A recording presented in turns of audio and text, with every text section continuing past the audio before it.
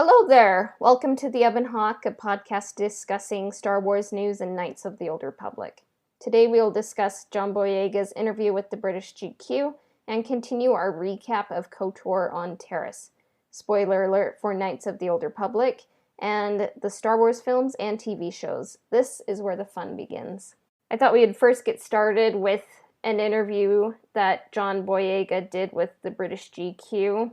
Can find it on their website, and please read the whole thing. It's a very good, in-depth, and analytical article. I would suggest it. It's not a long one, and you can get a lot more of the nuance and all that there. What John Boyega is saying is bigger than the sequels not making everyone happy.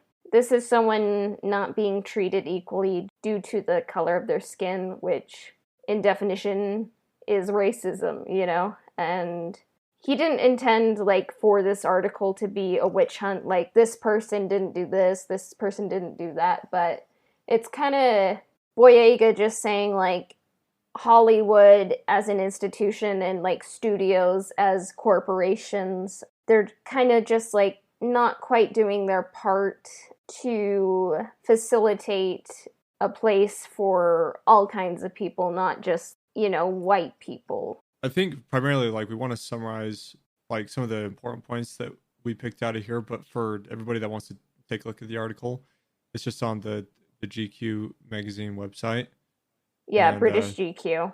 So, yeah, if you read the whole article, there's a whole story about how he is used to high-pressure situations.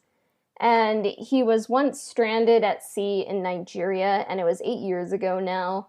He was 20 years old, fresh off of his film debut in Attack the Block, and he was in his ancestral motherland to appear in Half of a Yellow Sun, but he kind of just got on the wrong vessel, and one of the captains just saw that he was kind of wearing Western clothing and kind of looked like he had some money, and the captain turned off the engine and just said, "I'll turn it back on for cash." And John Boyega had to dig down and be like, "No, I'm not gonna give in to this person, I'm going to stand my ground."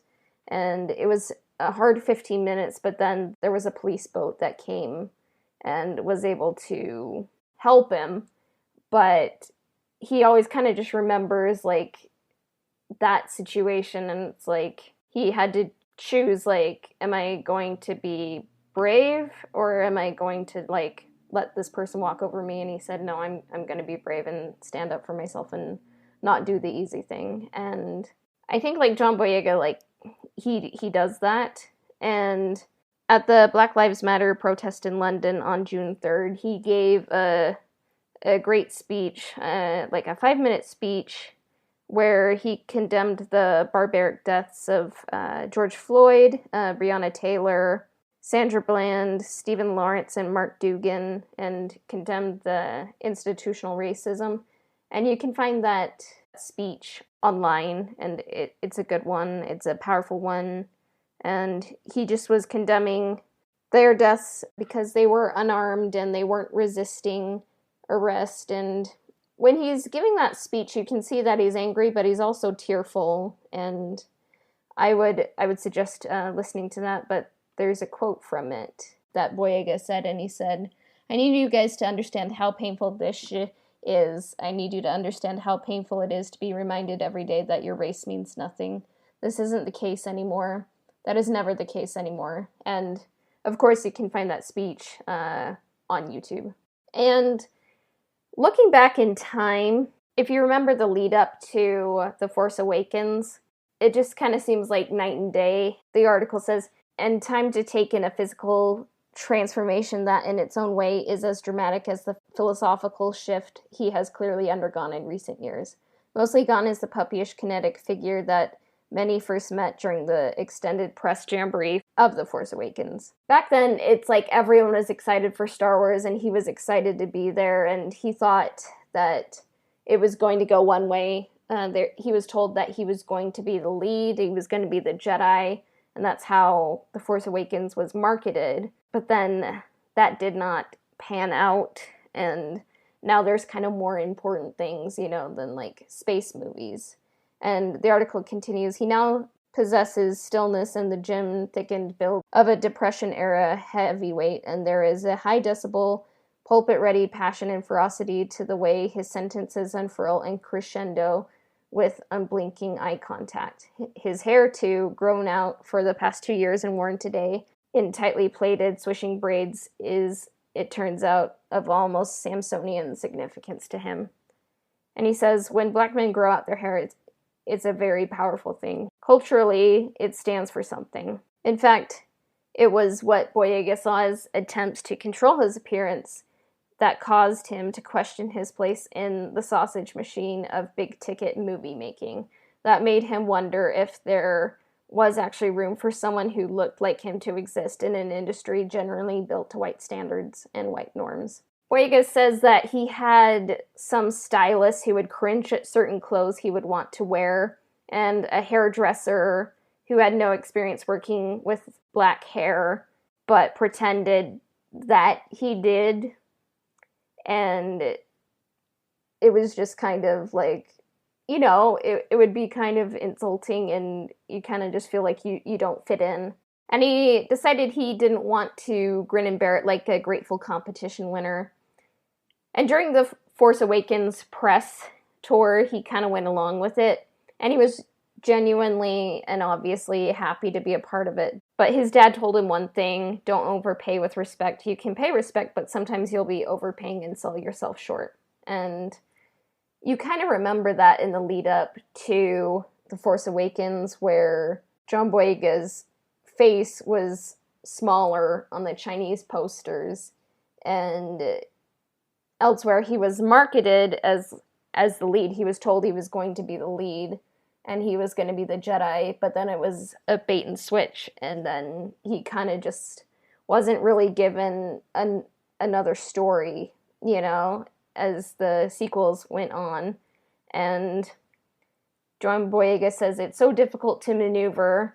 He says, you get yourself involved in projects and you're not necessarily going to like everything. But what I would say to Disney is, do not bring out a black character, market them to be so much more important in the franchise than they are, and then have them pushed to the side. It's not good. I'll say it straight up. And Finn, the former stormtrooper, he wielded a lightsaber in the first film, and then he was kind of just pushed aside. But the article says, but he's also talking about other people of color in the cast. Naomi Ackie, Kelly Marie Tran, and even Oscar Isaac, who he feels suffered the same treatment. He is acknowledging that some people will say he's crazy or making it up, but the recorded character hierarchy of The Last Jedi was particularly hard to take. And that's true, And he goes on to say, like, you guys knew what to do with Daisy Ridley, you knew what to do with Adam Driver, you knew what to do with these other people, but when it came down to Kelly Marie Tran, when it came to John Boyega, blank all. So what do you want me to say? What they want you to say is, I enjoyed being a part of it. It was a great experience. Nah.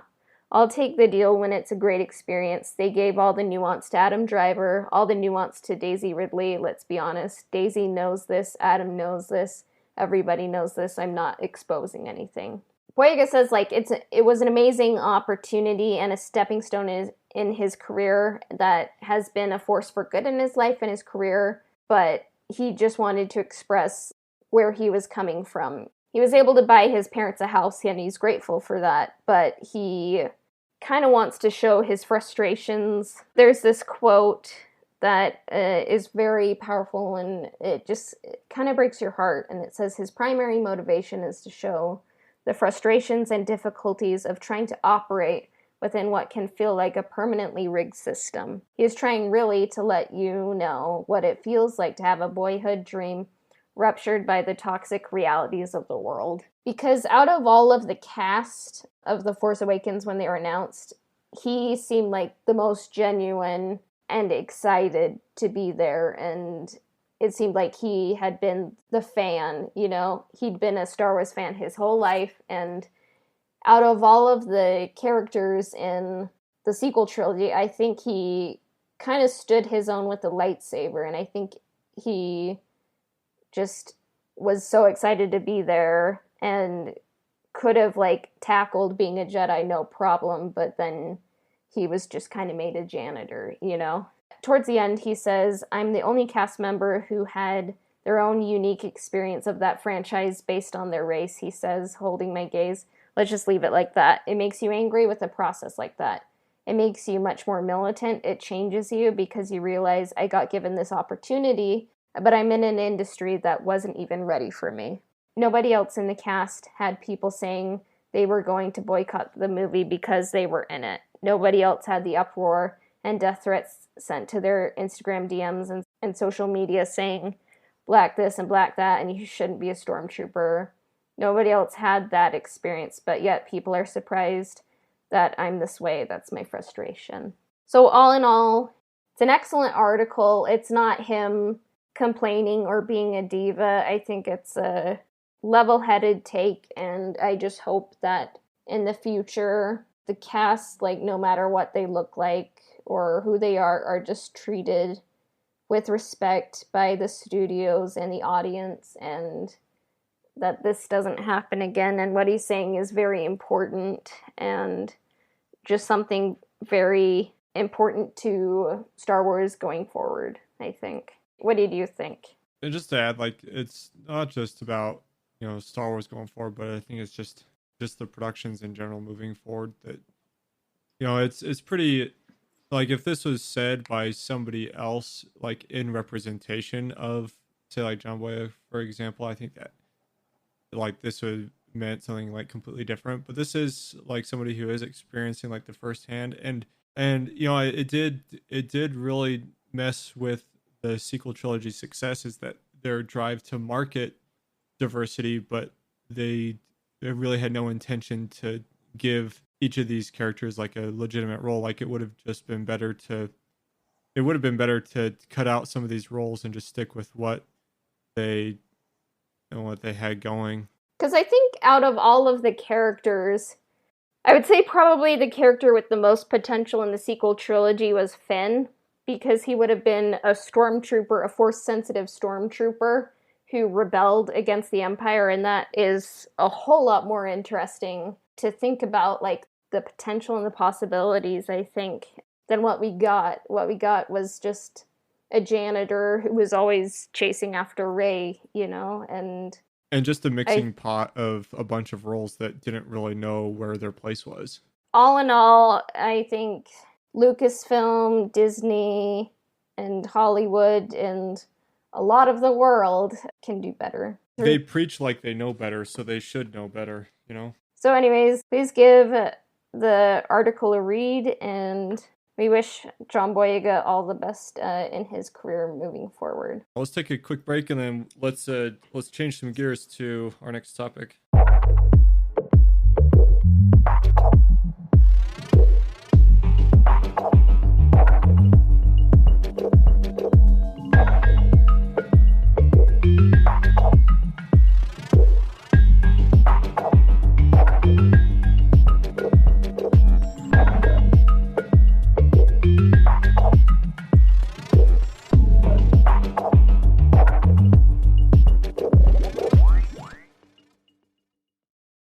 So that was kind of heavy, real world.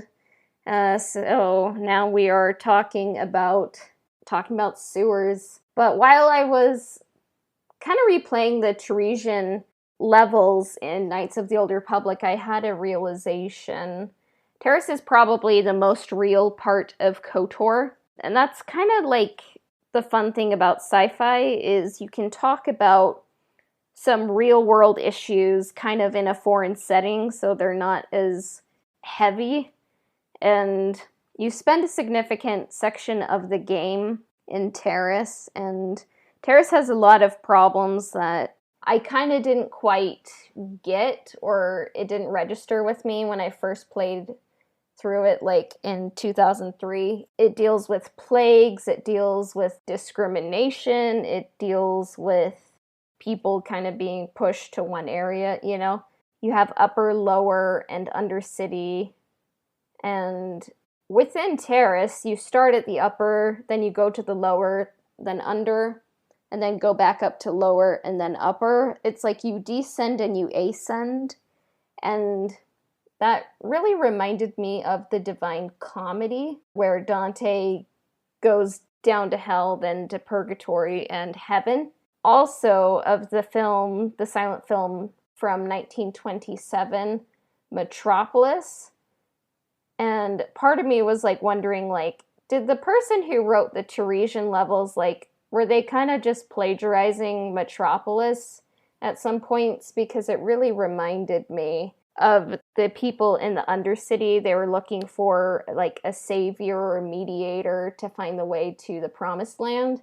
And in Metropolis, like, some of the people in that film, the workers living in the lower levels, they're looking for a promised land. And I'm like, wow, okay, I guess that's happening. But I would definitely recommend Metropolis. It has inspired a whole lot of sci-fi and definitely inspired Star Wars, especially the look of droids. And Metropolis is free on YouTube because everyone involved in the production of that film is deceased and can no longer file a copyright claim, so YouTube doesn't care. So, Aha! yeah. So you can watch it. But yeah, previously on the Knights of the Old Republic recap, Mission and Zalabar are reunited in the sewers of Taris's Undercity. They're going to help Revan get into the Hidden Beck base. So the Hidden Beck base, where you access it, is in the northeast corner of the Undercity sewers. Mission helps you get past the force field. Mission is a great companion to have because she can work with the mines, kind of dismantle them and like set them up pretty easily. And she's just very good for all the tech problems like spiking computers you're gonna have to do. But the hard thing is she doesn't have much health, so it's kind of a struggle to keep her alive sometimes. And as you're kind of walking around Mission and Zalabar, they have some friendly banter about Zalabar's bad breath and like what happened to him while he was being held by the Gamorreans.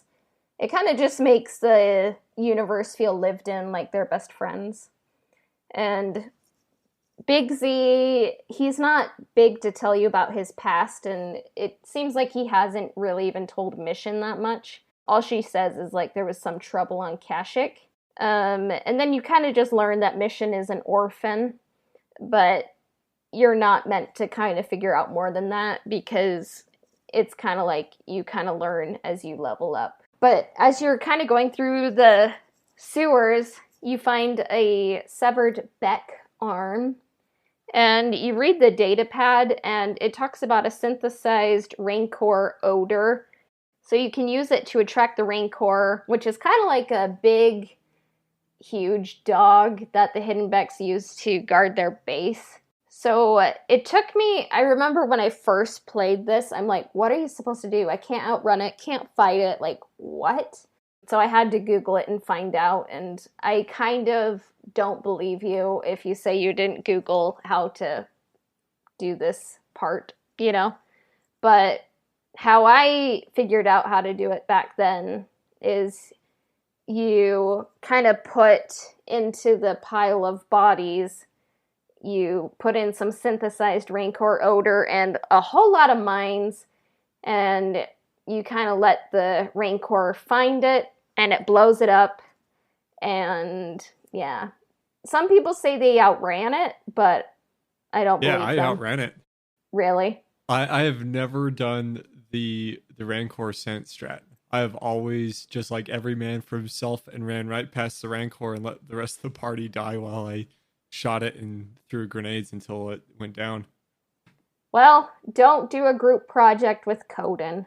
So, you'll die. Y'all for yourself if you're with me. Yeah. You can also fight the remains, but then that just makes the Rancor disappear. I think it'd be cool if you could get the mines back, even though they're kind of used, or like find some Rancor leather to change into an outfit or something. But alas, I think you can look through Rancor remains. Oh, really? Um, Because I tried it and it didn't well, you blew have him up. anything to loot. I looted his dead carcass because I Oh, shot him with blasters. okay. I don't know. It's been a few years, but I'm pretty confident you can loot him. But anyways, like throughout the sewers, it kind of sticks out like a sore thumb. Like there's a whole lot of mines and Mission can like dismantle them. And it's kind of like, oh, this is the game trying to tell me to do stuff with mines, you know? And that's kind of where the culmination is. So it kind of stuck out a bit like that was a game designer trying to get me to notice something. But then you get into the Black Vulker's base. The guard Rancor is dead. And what I wasn't expecting in the base is like through some parts of it, there's like a club beat. And I'm like, oh, I like that. And you either run into the waitress or the green Twilight. You can run into both of them, but they give your character the information that Bastel is not here. Brejik doesn't trust his men with her, but that the swoop accelerator, you need to get a pass to go to the elevator in the barracks, and that there's also an armory. And what you want to do is go to the armory and get some great armor and weapons.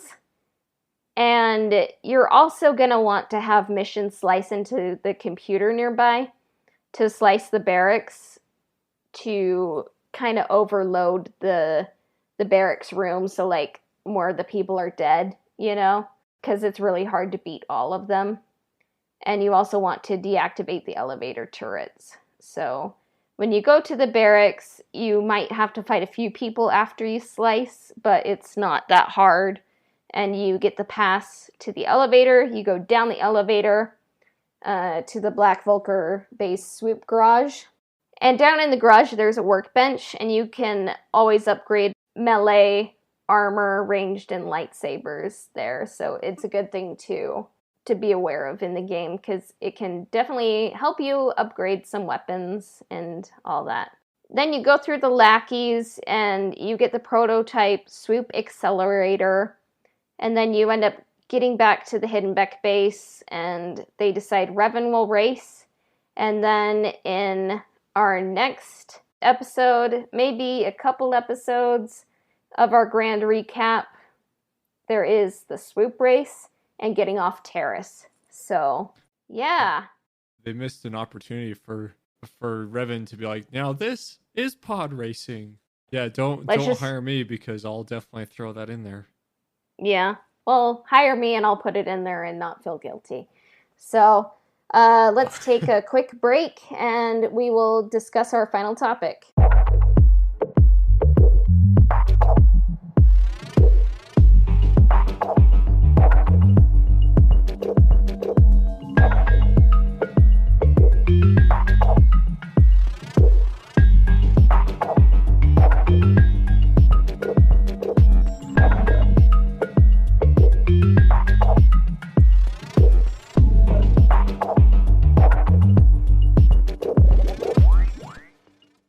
When we last left off how our proposed adaptation would go, Karth and Revan were taking in Taris's upper city. So Coden, in an adaptation, how would you get Karth and Revan from Upper Taris to the swoop race in a timely way, but in a way in which you were able to showcase the lower and under cities with proper world building? I mean, that's gonna be tricky because there's a lot of content between the lower and under city. And so like I'd probably just stick with the bare minimum for the lower city. And then yeah, maybe like a quick like cameo of the Reckles, but not have a whole lot of like Reckle activity.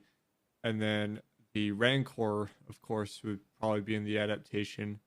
And then one of the things that I thought took a long time to do was to get the swoop accelerator, like having to get all the different parts to then get the access to grab the swoop accelerator and bring it back.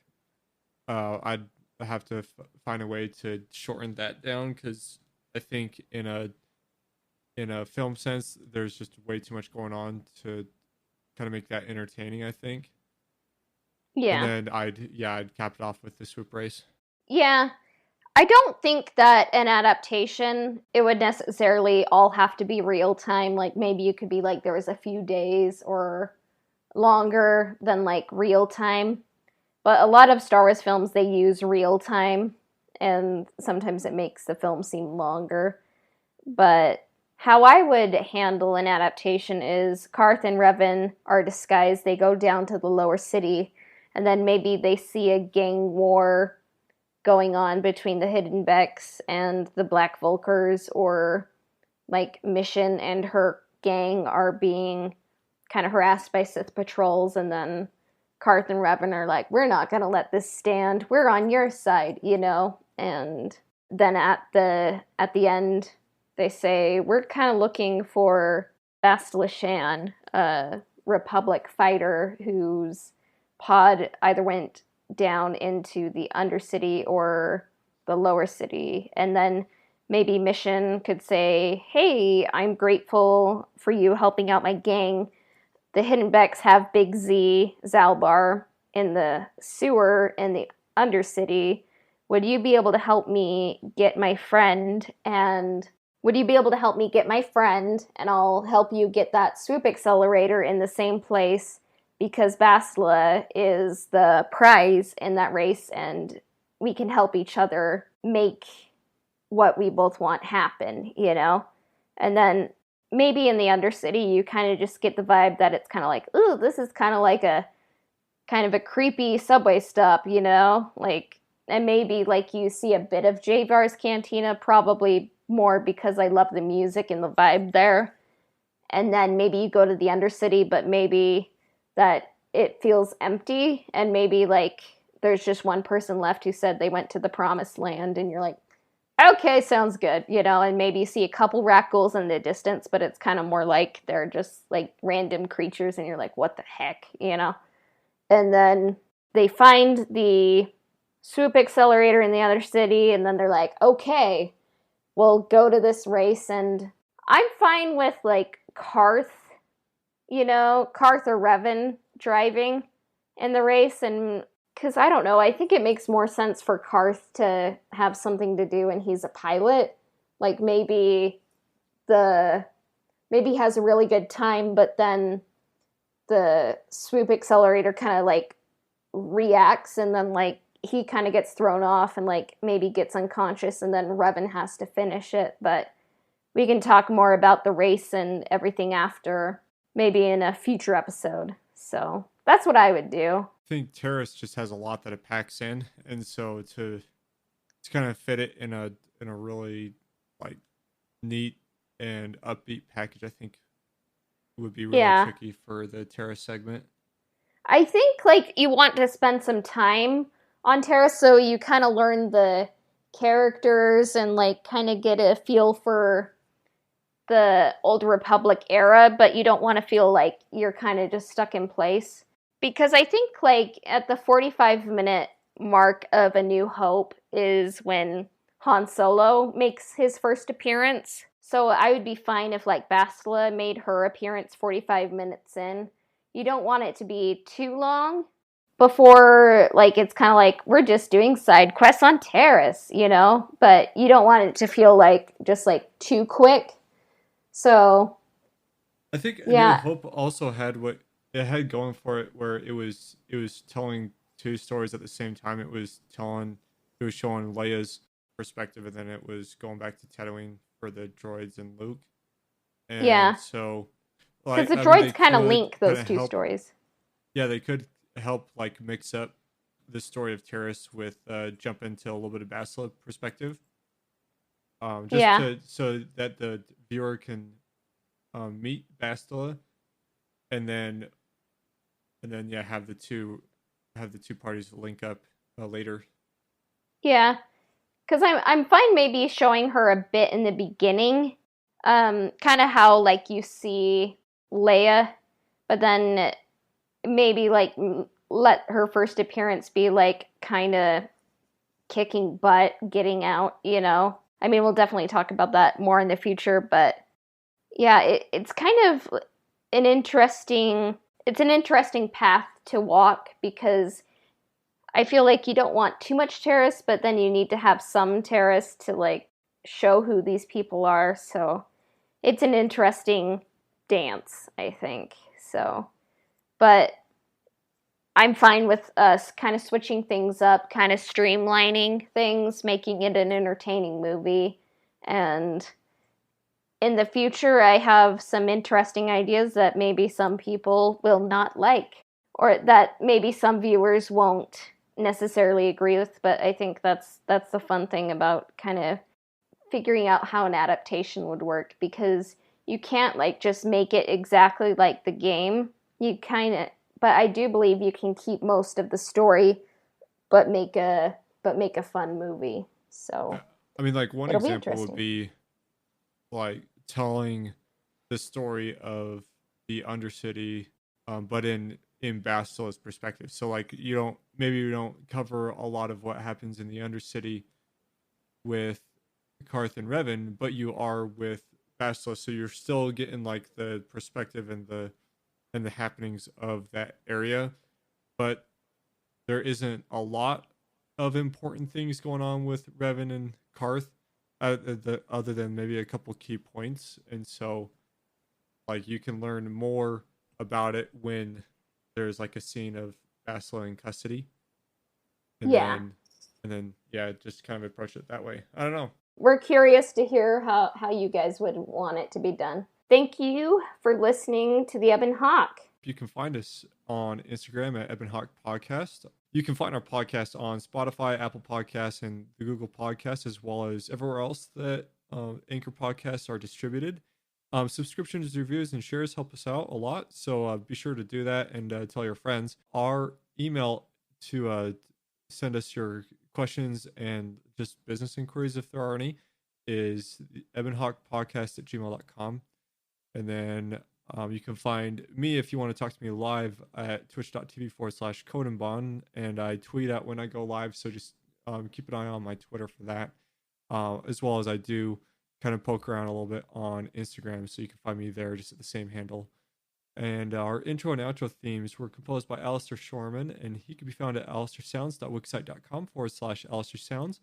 Our transition music was composed by Christian Walker, and he can be found at christianwalkermusic.com.